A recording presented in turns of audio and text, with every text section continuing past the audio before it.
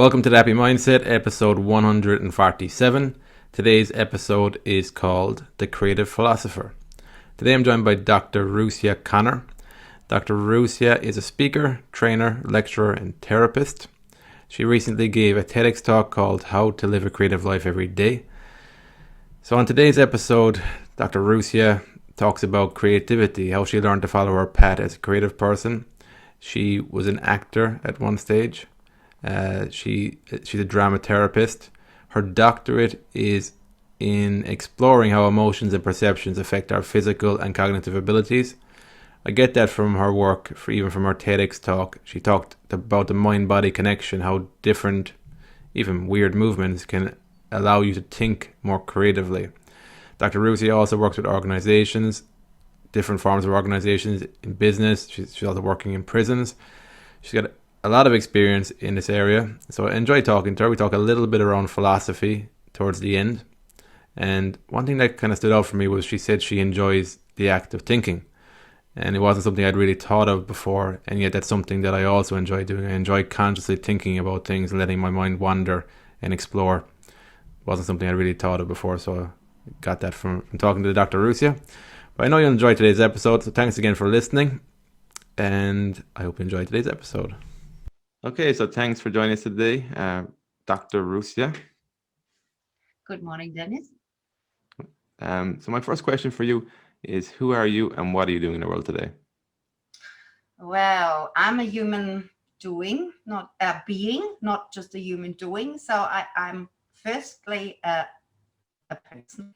And I guess we always ask, what do we do? Is I try to spend my time with bringing a little bit of magic and joy to the world. And as a day job or an income job, I work as a therapist and a trainer and facilitator. And I mainly deal with playfulness and creativity. I guess that's my baby. That's good. How did you how did you end up here with playfulness and creativity? Life has its own little quirks. I never thought, I always say, I never thought I would end up, for example, in a prison. So I've been working in a prison for the last several years. I started as an actress, so a dancer and an actress. So that's what I wanted to be. And so I studied dance and then had an injury, broke my leg. I thought, oh, I still can become an actress. And so I did that. I worked as a performer for 10 years. So I guess playfulness and being different or moving the body or challenging the body in several ways was always part of my life. And then as life goes, fell in love with an Australian, moved to Australia. But I also hit the point where as a performer, if you're not on the top 10%, life gets really tricky and difficult and hard to create a living out of your art. And so there was this point where in my life where what can I do with the skills I have, with what I like to do? And so I was looking around for opportunities or ways how I can utilize those skills. And then I found drama therapy. So I studied drama therapy. I did my master's in that. And from there, I started working with different organizations and groups. And I've always kept both, like my personal creativity and bringing it into the workplace aligned in a way, or tried to as much as possible. Did you grow up in like an artistic background? Was your No, family I'm artistic? Or? black sheep in my family in that sense. They were not artistic. I think I was born with a very strong stubbornness, as my parents would call it. And I kind of, when I was 8 years old, I decided I wanted to be an actor and being on stage and dancing. So, and I guess in that sense, they were supportive and caring enough that they said, all right, if that's really what you want to do, we don't stop you from doing that. But no, it wasn't that it was encouraged, but it wasn't discouraged either. It was just like, okay, if that's what you want to do, then see if you can make it work. Were you quite confident in yourself then back then? Or how did you have that kind of willpower and desire to go against, I guess, the norm? Yeah, I have asked myself that sometimes. And I think on the one hand, it's a drive. I think I have a very high drive to try and explore things, but also growing up having a lot of space. So My parents in a way gave me a lot of space. It was like, well, if I don't do it, who's going to do it? And it was more like, if it feels good, if I enjoy myself. So I was always also a very outdoorsy person, then that's right. And I think that encouraged me against all odds to say, but it makes me feel good. I feel alive. I can feel my body. I feel I have a connection. And then besides all the difficulties that come with that job, it always kept me motivated. But yeah, there were definitely points where I thought, why am I doing this? And do I have the talent for that? And the usual, the nagging voice we have in our brains that tells us you can't do this. But Do you remember I when have you great became, ways to do with that. or do you remember when you became aware of the self-doubts and the voice in your head telling you can't do it? Well, a lot of people tell you can't do it and you're always going to be poor, becoming an actor. And I think that I accepted. But then, when you start auditioning or when you start applying for things, and I remember, I think one of my first there's a system in Germany where you have to sit an exam. And there was like before, there was a big part in me which was, you're never going to pass it. It's going to be all terrible. And then there was this other part to say, well, but you need at least to try it. Otherwise you never know. So those two parts. But yeah, the doubt, even before the TED Talk, the doubt is always part of it, the fear. I guess maybe in my understanding from an artistic point of view, I've learned that fear or that doubt is always also a sign of that there is something worthwhile grabbing. So Yeah, it kind of changed the fear around to becoming like, well, if I'm a bit fearful or anxious, that's definitely what I should try out. yeah, because I was just going to ask you, how did you manage to channel that fear? So you see it as like an opportunity, I guess, a challenging opportunity. What's that reframing your mind around the fear and the doubt of it going wrong? It is in a way a reframing. It's also biological understanding that fear and excitement, they have quite similar physiological responses. You get the shaky knees, the sweaty armpits, sweaty hands, the heat, the voice does a little bit of dry mouth. But you also have that when you're really excited. So it didn't come overnight. Like my first performances, I always kind of thought I'm going to throw up, and I was shaking. And every time I said to myself, why am I doing this? I should not be doing this. This is terrible. What am I doing to myself? And that was very strong. And I had terrible stage fright. But then the moments on stage were always so beautiful and so rich, and the whole work around it, that I kind of accepted that fear is just the price I have to pay. And then with the years and the doing it, it became a literal reframing that I said, all right, I'm feeling this, but it's also like kind of I'm excited. So I kind of thought I'm more like a racehorse now, excited to go and run out and do it. And that helped. But yeah, if I try something new, I do have the voice that talks. No, you can't do that. No one will be interested. No one's going to listen. And I have to say very kindly you need to shut up now. I have no time. I will take care of you, but right now you need to be, please, quiet. I need to focus. So I talk to my parrot.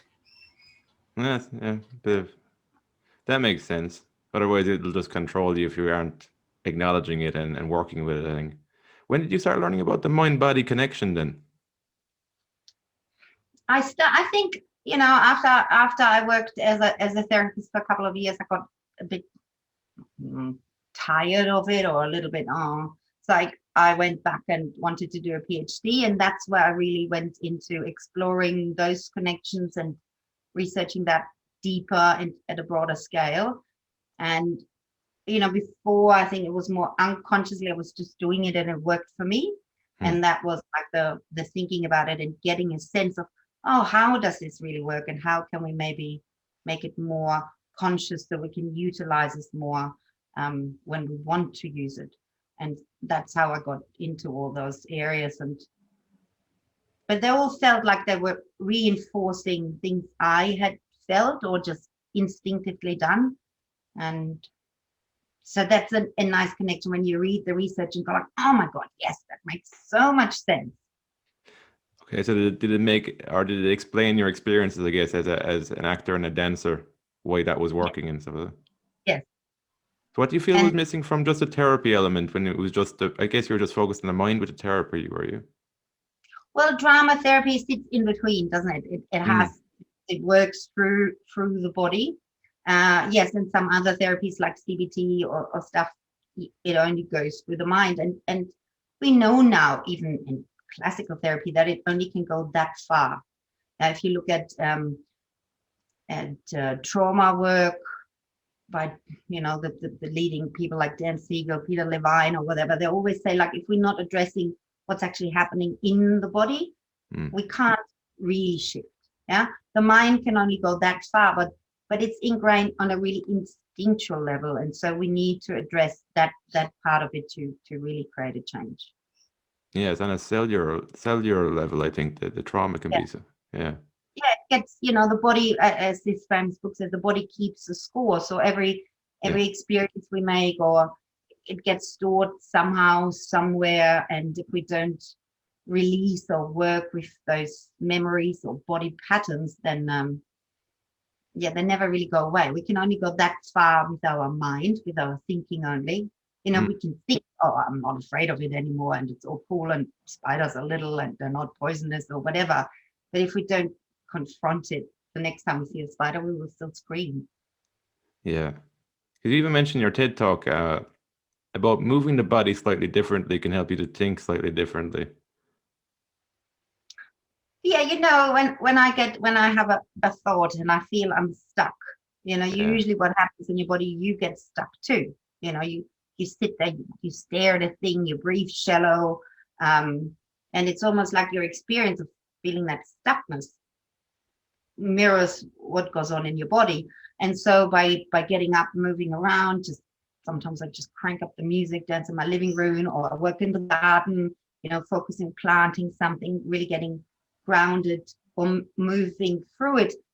It's almost like the mind does its thing, and I consciously not focus on anything. I just let the thoughts or wherever they do what they want. But then when I come back to a task, it's because I have had a physically different experience. My mind has shifted a little bit, and suddenly I don't feel stuck anymore. I go like, oh, I overlooked this over there, or well, if I look at it from a more relaxed point of view, then it actually I can do the next step. So yeah, that so makes sense. that's how it works. How did you end up working in prisons then? You said that's recently you started working in prisons. Yeah, it's because I worked as a creative arts therapist and normal counselor, and then well, there came a job up, and I thought, oh, like, I'm a curious person. I thought, oh, I've never been really in a prison. What a Mm, great opportunity to see a very different world. And so I applied, and I got the job, and we built a rehabilitation prison, the first one in Western Australia. And yeah, it was a challenging experience, of course, but also very rewarding to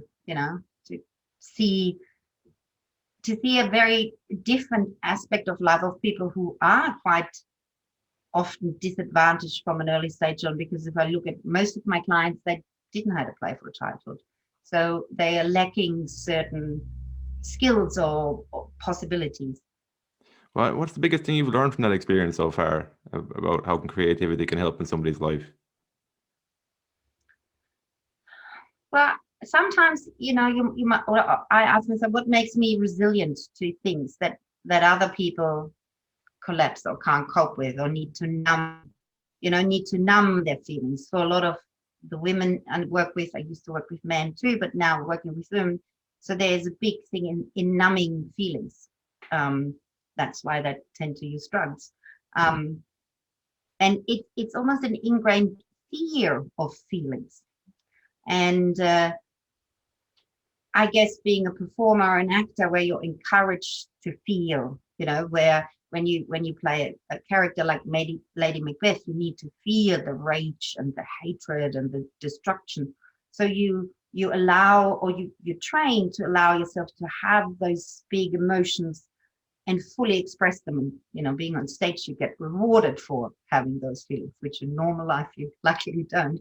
But I think having that ease in going to the extremes makes it really easy for me to really feel when something upsets me. And it might be just a little thing, but I can allow myself to feel the ping, you know, the ping of rejection, or, you know, someone doesn't call you back and your body goes like, oh, yeah. And I'm not frightened or overwhelmed, or I don't think I'm going nuts when I go like, oh no, I'm really sad about it. And for other people, this is already too much because they're not used to feel that much. And so it creates an overwhelm for them, where for me it is a momentary feeling, it floats through me and it passes. Like with little children, they have something, they go like, yeah, they're upset for 2 minutes, but because they're fully expresses, they fully embody whatever comes up, the emotion just passes through them and they move on from that. And I guess that's a little bit what I could really see, that the allowing the feelings to be there, to be fully expressed, but to also allow them to pass through you. And for those people that don't want to feel them, have to hold them back, but they never really fully work through them. What when you get like an overwhelming sensation, what does it look like for you working through it? Do you give it the space to just feel it? Do you act immediately? Like, what does it look like for you when you've got an overwhelming sensation in your body? Yeah, it depends when and where, you know. Of course, in Context. honestly, Okay. or the context, or Yeah. in a work environment or whatever, we behave differently. Yeah, so I might have a sensation or a feeling, and in a work environment, I would just register. Oh, that got me somewhere, but I wouldn't respond. You Mm. know, I might go home, sit in my garden, and then tap back into that feeling late at night and go like, what was that? And if I then allow that to coming up, I might travel back to a similar memory in my childhood, where then I can go, that's why it was such a sting or whatever. But uh, at home or with friends who really know me well, when they say something, I can go, don't say that to me, you know, like this. But because they're familiar with me, that they know I'm not having a meltdown. I'm just, you know, and I'm always like, I'm just expressive, you know. Mm. But it really depends on the context. Or, you know, I do funny voices or mimic people, and I guess with people who are familiar with you, it's part of who you are, and they enjoy it and like it, and they jump in or play along with it. But yes, in a professional environment, I can keep those to myself most of the times. Yeah. When did you understand the importance of context there, that you express things in different ways according to the setting that you're in? Um, what you So exactly are you in? did you get that from acting? Did, like, for me that wasn't something that was intuitive. I suppose maybe it was intuitive, but maybe I had a lot of thinking around. I think I had a lot of judgment around expression in general. So even when I was alone, I wouldn't be able to release these emotions because I was just blocked by them. Whereas Yeah. today, I'm allowing myself, like, depending on the context, I'll express that emotion in different ways. In work, I might just register, like you're saying there. I might explore it later on in the day. Like, when did that? Were you always like that, or was it something you learned over time? I think no, I definitely wasn't always like that. I think anger was something that, especially as a female, you kind of learn from your surrounding not to express or to hold down. It was literally having the luxury of being trained as a performer and an actor, where you kind of tap into those feelings, you know. And I remember the first time I was supposed to play a really angry character, I couldn't, I just smiled the whole time. Hmm. I literally, and I thought, how odd is this that all my body can do is just smile and be nice and not be able to show it. And I had this wonderful teacher who said, that's fine, that's right now your pattern. Just play with it and see if you accept that right now you can only smile. Can you smile evenly and see if you can find it underneath? And having, you know, having that encouragement in this playful, safe atmosphere gave me the space to go like, oh, so what's underneath? And to slowly kind of, yeah, get rid of those conditioning and expectations, you know, what how do you have to look like, or what's acceptable or not acceptable. And then I think there's a point where you go, like, oh, that feels right for me. So I'm actually not so concerned what society says or the world says. If I know it works for me and is right and feels I'm not hurting anyone, I'm still kind, I'm still taking care of myself. And I guess that becomes then a feedback loop where you become more independent in your opinion from Yeah, others. more Would you integrated. agree with that? No, I can resonate there with when you're talking there about you needing to feel anger, but you could only smile because you're so conditioned not to feel any anger. Because I suppose when I was growing up, I kind of associated anger with lashing out. Didn't really see anger as something you could feel and express in your own way over time that you can channel into art and other stuff. If you, Yeah. like, that gives me a reason. I think that's why I like creativity and art because it gives me a reason to process these feelings that otherwise I would remain unconscious to and falling into these patterns where I'm just stifling myself the whole time. I don't feel alive. Yeah. How I would. So Yeah, and I think that's a big thing. It becomes stifling, and it cuts life, the feeling, the sense of being alive and present. The more we have to suppress stuff, that mm. the more we collapse. But yeah, it's finding ways, as you said, through creativity, we can find positive and encouraging ways to work with those emotions because they're just emotions. So another thing I'm curious about is what some general things, general misunderstandings around creativity you see in business. When people think of creativity, what sort of misunderstandings do they have around what it is? They think they can force it. That I think that's the biggest thing, that someone that can just sit someone down and on front of a computer and say, and now come up with a great idea. Yeah. Or they're shutting ideas down very early. As soon as it doesn't fit in a box, it gets brushed to the side. Um, that I think that are common misconceptions, that it takes a little bit of time. And it needs a safe environment, and an environment where you get encouraged to even think a little bit, yeah, outside of the box or a bit crazily about things.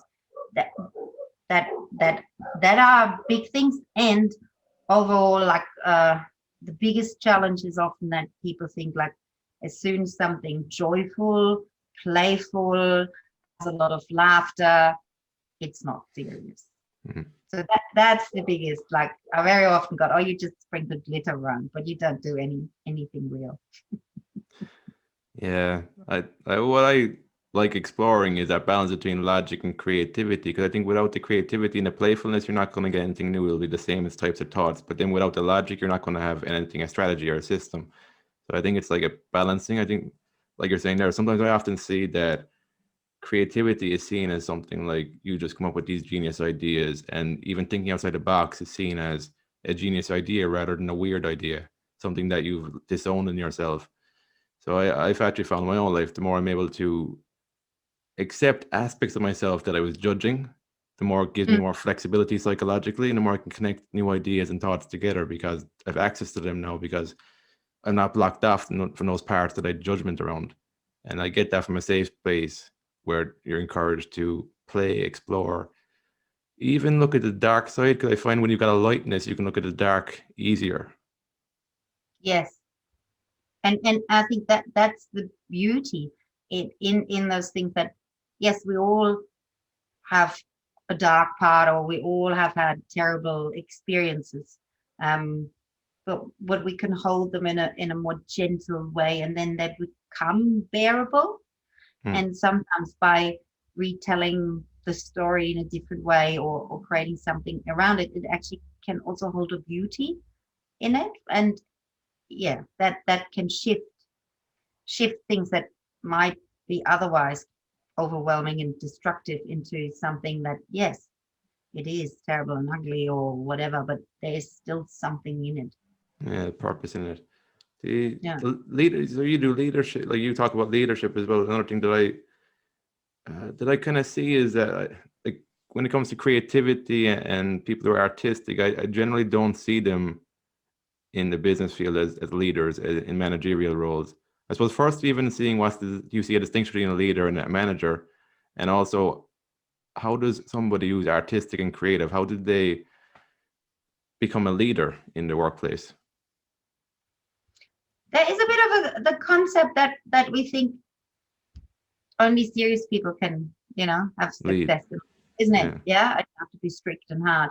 But then look at, I mean, if you look at people like, for example, Steve Jobs, I would say that was a very creative, artistic person, or um, Elon Musk, or there are people who kind of, or Richard Branson, who have crazy, wild ideas, but they also have the skill to transfer them into something that works. Mm. I don't, yeah, I think I totally agree with you. It's not the majority. And if we look at our world, it is based on control, dominance, and fear, and a lot of aspects. When we look at the state of the world, or political systems, but there also are different examples of how there are different leaders. So if we look at, for example, the um, Prime Minister of New Zealand, she's a female, and she's a very creative, very warm leader. And I think, it is possible, but you're right, it's definitely not the majority in the world. Yeah, because I often kind of think about it because it's because you're not going to get. It feels like sometimes it feels like it's just a different experience rather than it's kind of that Buckminster Fuller quote that you can't change your existing reality by fighting against it. You have to create a new reality. And I find that I would like to be in a place where leadership is seen as somebody as being authentic and they've got skills and they're developing themselves and they're helping to create a safe space for other people to feel okay to be themselves as well, so they can develop their own skills, develop the stuff they're drawn to. And I feel in the current paradigm, managers and leaders are seen as these people that are, in general, they're seen as these people who more so kind of tell you what to do and how you should develop. I think it even ties back to even childhood. I feel that as children, we know what we want from life. It's just we need to have guidance. We don't need dictator teachers. We need people who are guides in our life to help us reach our potential. I think that's the fundamental Mm, flaw I've seen in my life. It's been putting ideas and stuff on you so that you're yeah. restricted in how you're feeling and stuff like that. But I do believe that there is definitely a shift if we look at even the writings or some ideas around that. There is more of an understanding now that to have happy employees, you actually have to encourage them to develop themselves, to tap into their own. Mm. um, Even now with the working from home, it becomes more acceptable to have a more flexible structure of the day. Yeah, so there are shifts, but I guess with everything that's a bit more gentle, Mm. or embracing, or open-minded, it easily gets swallowed by the sharks, or however you want to call it. But I think if it's a critical mass of people believing, well, this is the way how we want to travel, if how people are raising their children more like this, one can only hope it will lead to a paradigm shift. But yeah, I guess it's still pretty predominant. Um, Yeah. No, like you said, I feel that there is slowly movement in a different direction. It's just evolution takes time. How do you deal with the unknown? I think it requires patience, a lot of patience. I'm always mm, I'm curious.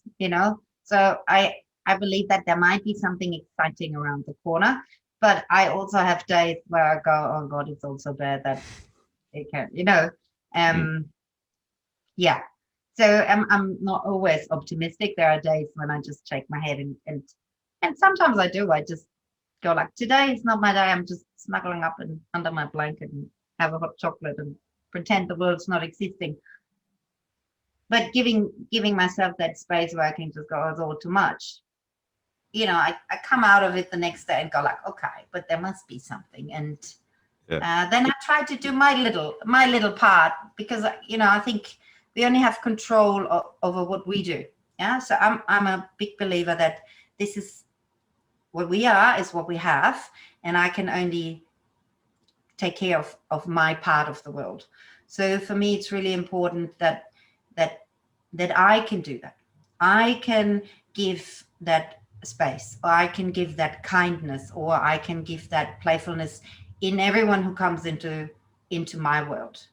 And I think that's what helps me deal with those things, that I say, well, even if things around me break apart or it's unpleasant, but I'm not part of that. So and I hope that it's like a, hopefully, one never knows, it's like a little drop in a pond and the ripples go outwards. Yeah, So ripple that's kind effect. of what keeps me going. That makes sense. And allowing yourself in those days to go, the world's gone to shit. And I do find, yeah, when you Yeah. allow yourself to actually feel that, it kind of passes through you faster than prolonging it for months on end, that feeling. Yeah, it always comes down to feeling your feelings and your emotions fully, uh, within, keeping yourself and others safe, but feel them fully. Allow. We won't always have a great day. We won't always have an inspired day. We have days where we feel miserable and cranky, and giving myself the room to do that. Yes, in my experience personally, or what I've seen in other people, it passes quicker, and then hopefully come out and there's something else at the end again. Yeah, something new.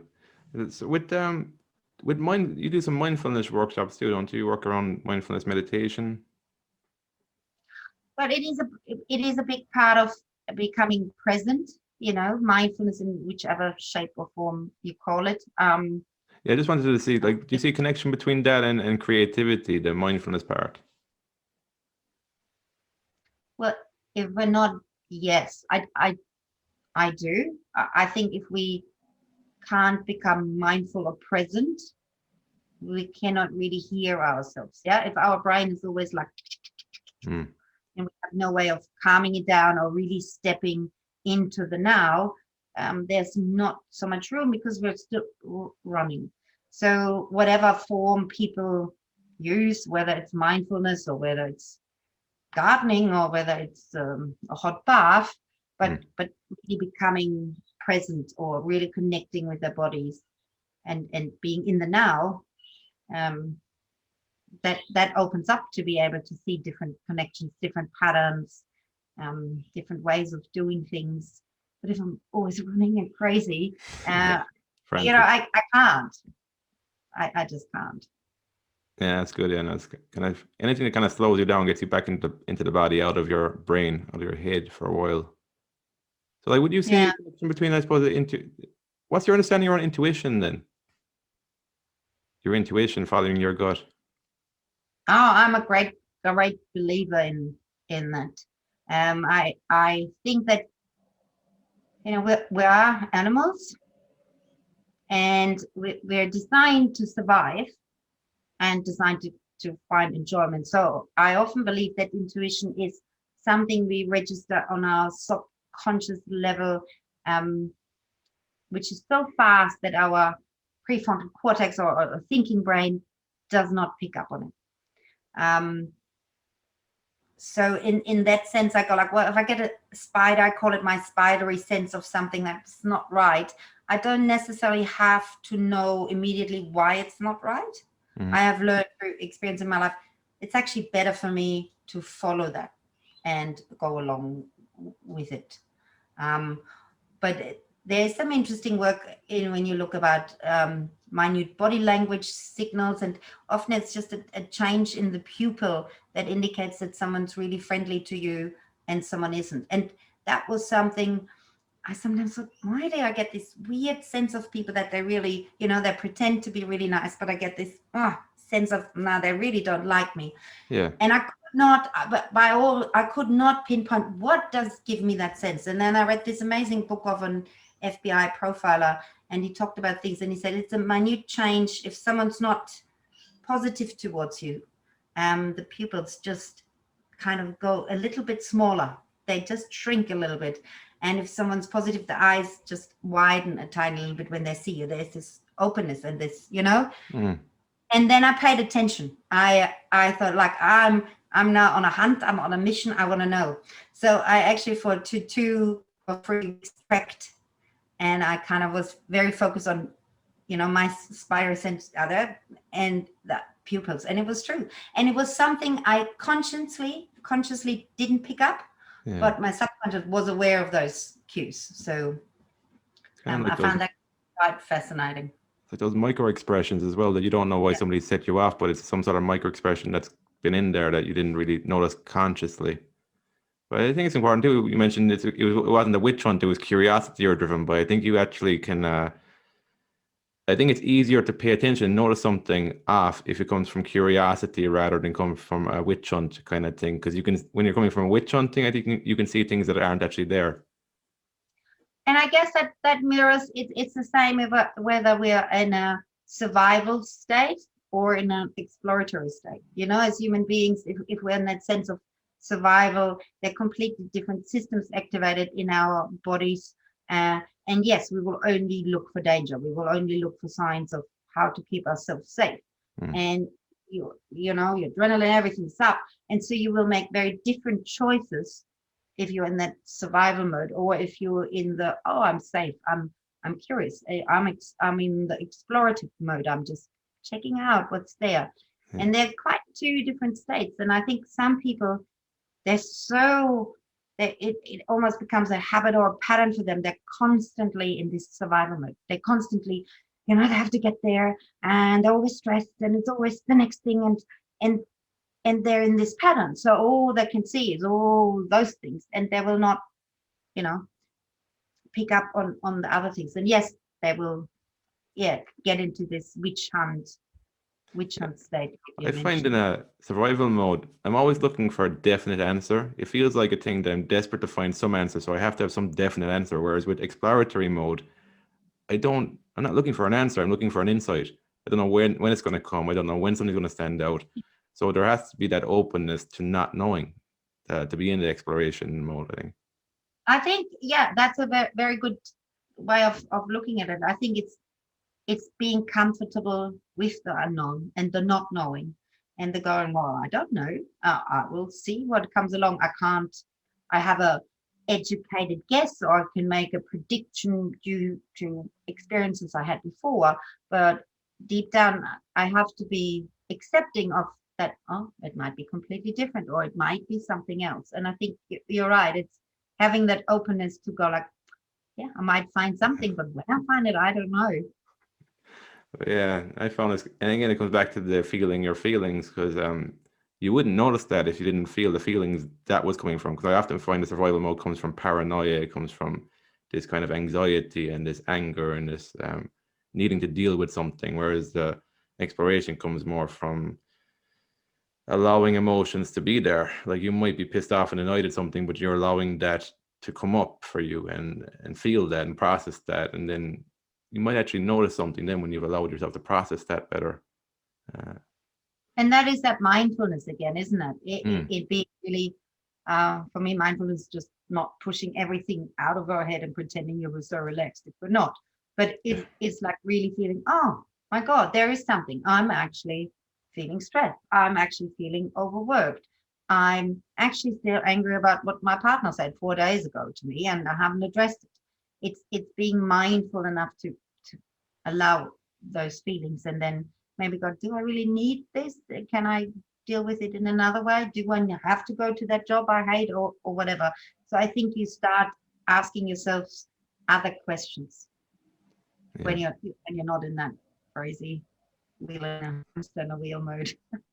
Yeah, I suppose it's the questions. I suppose it's even a more of a focus on the question, because when you're not finding an answer, you have to adjust your question a little bit too. You have to go like, oh, maybe I'm looking in the wrong place, so you'll have to ask a different question again to look in a different place.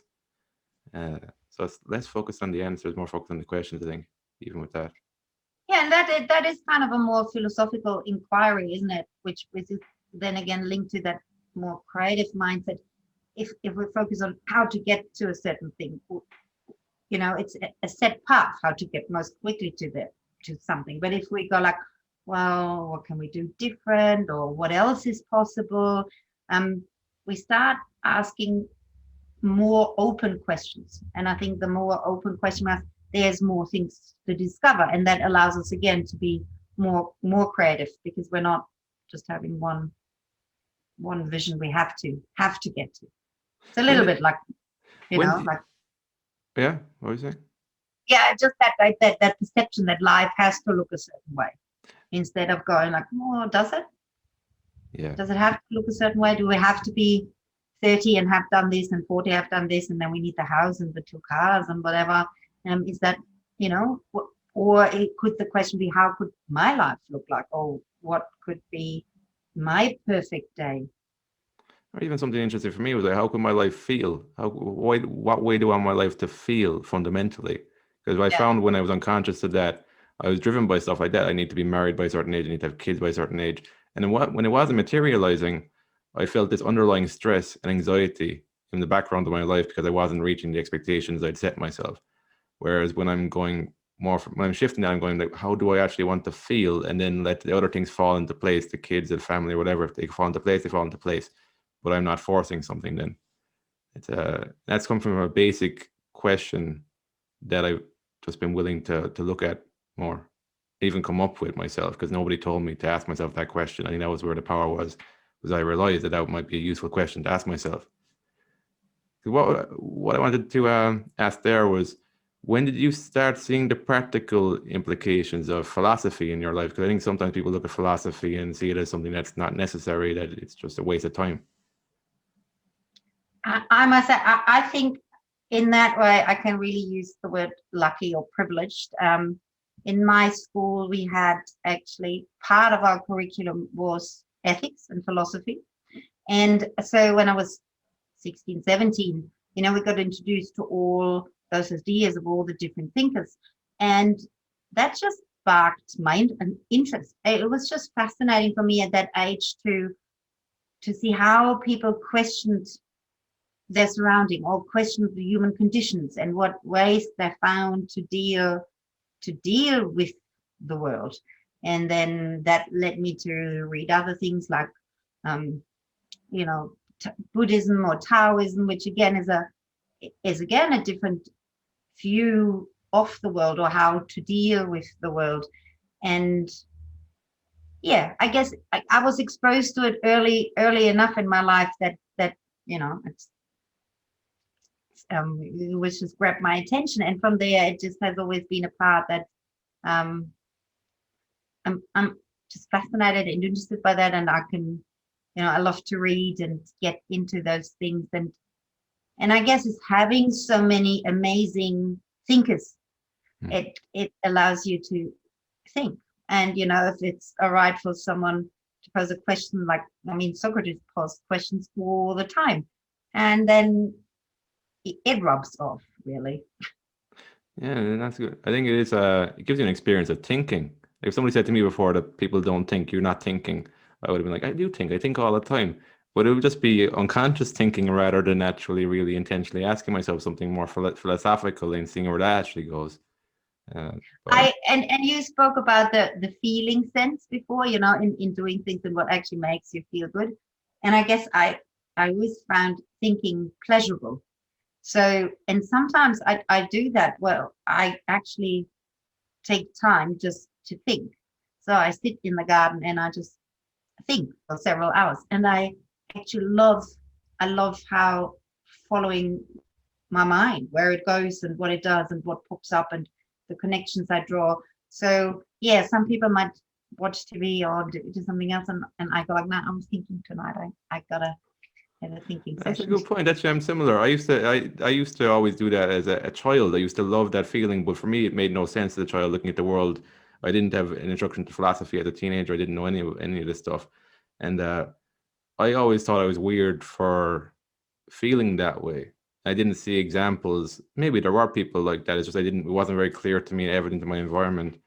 And as an adult now, as I've realized the power in thinking for yourself and the power in actually feeling good about intentionally asking yourself questions. And I suppose that what I was missing when I was younger, I'd only the concept of the analytical mind. So like we're talking about the survival mode.